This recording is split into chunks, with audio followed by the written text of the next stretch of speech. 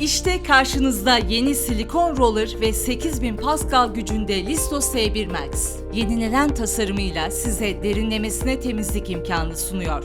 Silikon fırça saçların ve istenmeyen tüylerin dolaşmasına izin vermez. 8000 Pascal vakum gücüyle tüm kırıntıları doğrudan haznesine hapseder. Covid tehlikesinin yaklaştığı bu günlerde evinizi temizlerken aynı zamanda altında bulunan UV ışınları zemini sterilize ederek tüm mikroplardan arındırır.